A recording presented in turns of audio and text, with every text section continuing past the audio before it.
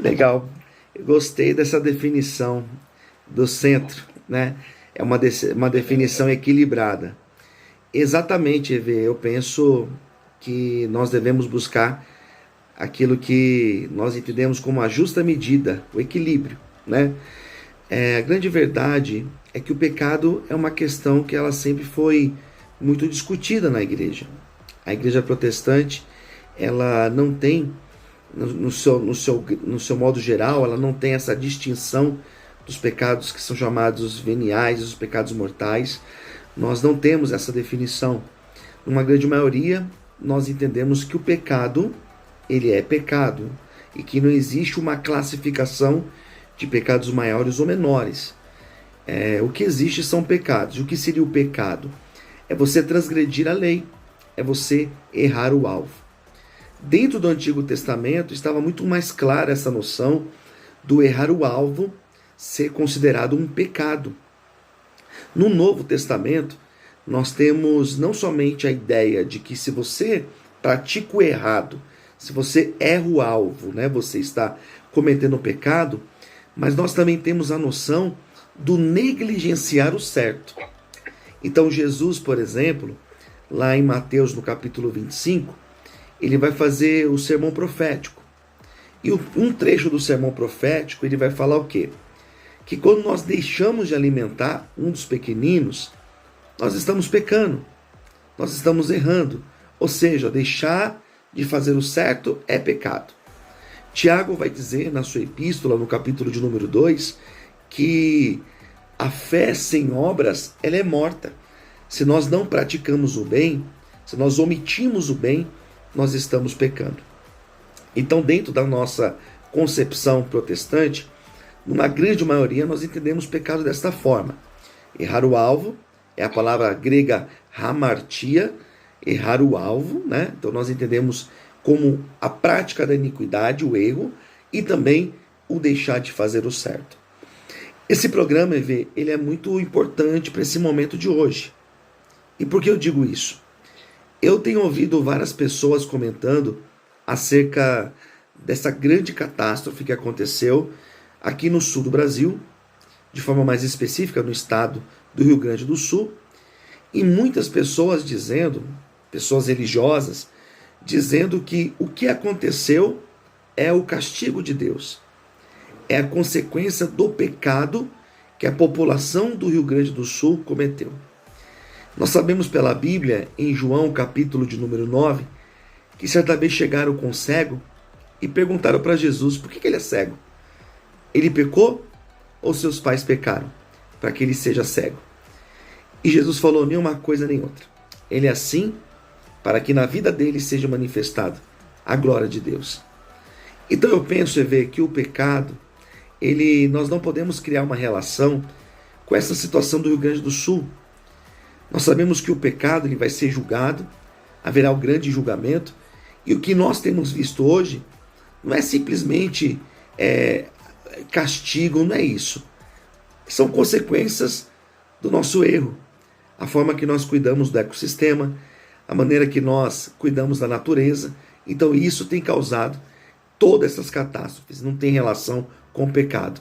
Porque muitas pessoas acreditam que o que está acontecendo seja resultado de um pecado. Então, na minha primeira fala, pecado é errar o alvo, é fazer o errado, é praticar a iniquidade, é estar fora da lei de Deus e também deixar de fazer o bem, deixar de fazer o certo.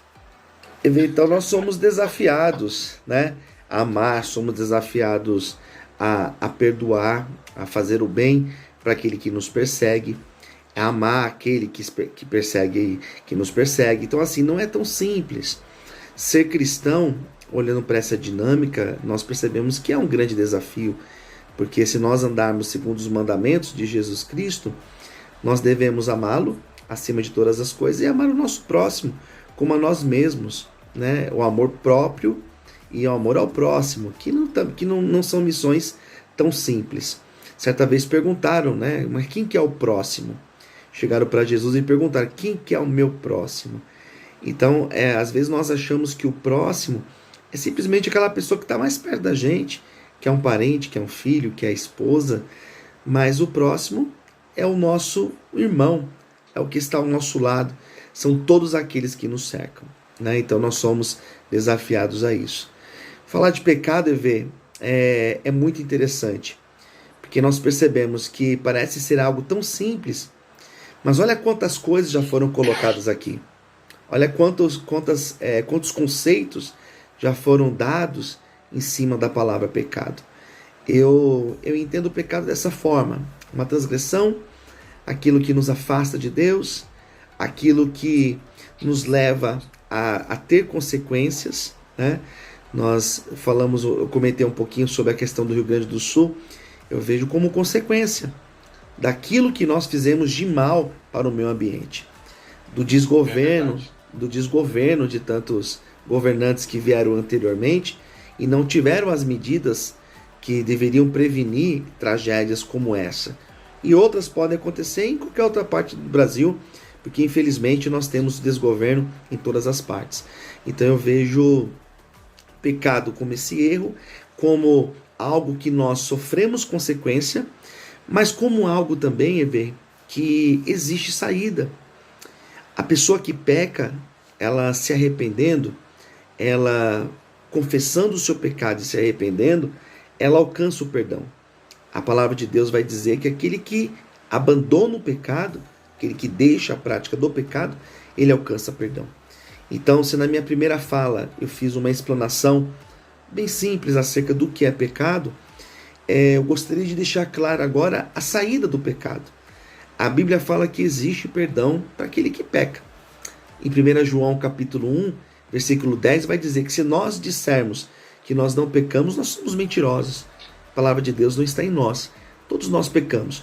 O único pecado que a Bíblia destaca é o pecado da blasfêmia contra o Espírito Santo, que esse não tem perdão, que está muito ligado à apostasia, aquele pecado consciente.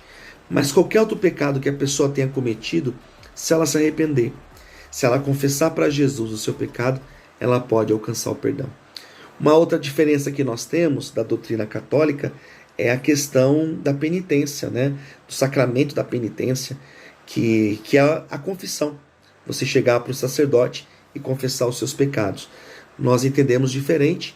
Essa confissão nós fazemos diretamente para Jesus Cristo. É uma diferença também da doutrina católica.